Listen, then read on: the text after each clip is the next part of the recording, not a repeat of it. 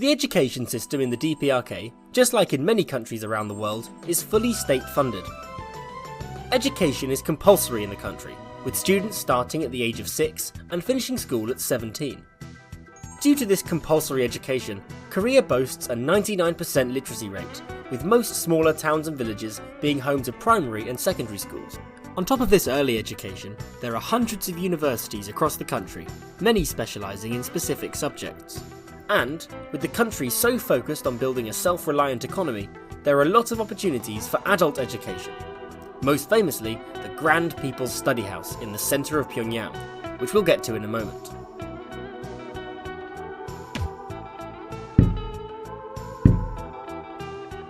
Education starts at age 6 in the DPRK. Prior to that, pre-primary schools and kindergartens take children between the ages of 5 and 6.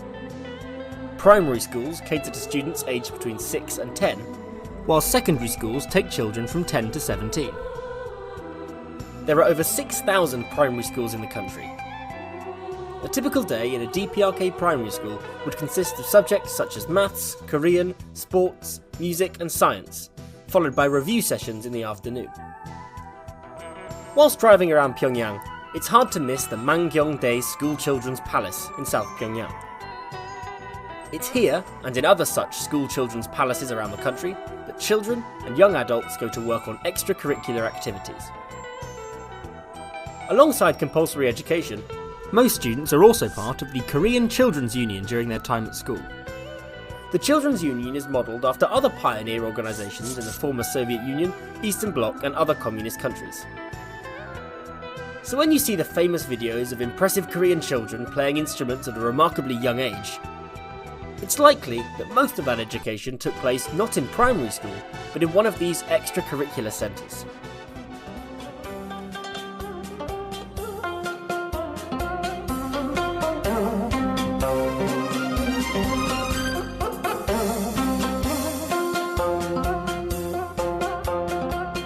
Once students leave school at 17, it's time for university.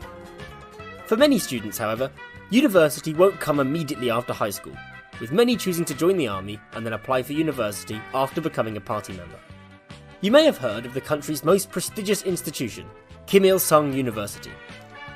Located just north of the Taedong River, the university was founded in 1946 and has since grown to encompass a multi-building campus, many of the buildings catering to specific subjects. However, whilst Kim Il-sung University may be the most prestigious, there are over 300 colleges and universities across the country, many specialising in specific subjects. Other notable universities in Pyongyang include the Pyongyang University of Foreign Studies, which has produced some of the DPRK's top diplomats, the Pyongyang University of Science and Technology, which welcomes foreign lecturers as well as domestic teachers, focusing on the sci-tech industry, and the Kim Tech University of Technology, specialising in scientific education.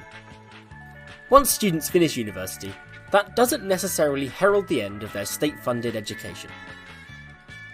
Great emphasis is placed on further education in the DPRK, since it's seen as a key to building a self-sufficient economy. The Grand People's Study House, or Inmindaehak Sukdang, after many possible design iterations, was constructed in 1982 on Kim Il-sung Square. It's hard to miss the enormous green-roofed building at the heart of the nation's capital, built in traditional Korean style. On the first floor, there are 4 reading areas where visitors can read the works of the great leaders, books on social sciences, history, sports, foreign languages, law, philosophy and education. In one of the first 4 reading areas, locals can log on to the Namsan homepage to check out the multimedia library. Also on the first floor, 2 lecture theatres with a seating capacity of 400 each, specialising in social sciences and natural sciences, along with various other rooms, including a conference centre and a library.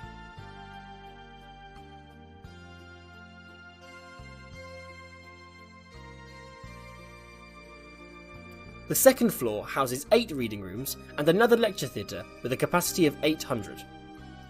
There are also 4 periphery lecture rooms, specialising in foreign languages and science and technology subjects. Heading up to the third floor, there are another 4 reading rooms. But what makes this floor special is the music appreciation area and a library dedicated to the works of the Jong-un. This group is primarily made up of Koreans who were taken to Japan during the Second World War. The Chonggyeon is headquartered in Tokyo and continues to have close relations with Pyongyang, hence the dedicated library. The Music Appreciation Room holds collections of songs from the DPRK as well as from the rest of the world. So, if you're looking for your fix of Oasis on tour in Pyongyang, this is the place to come.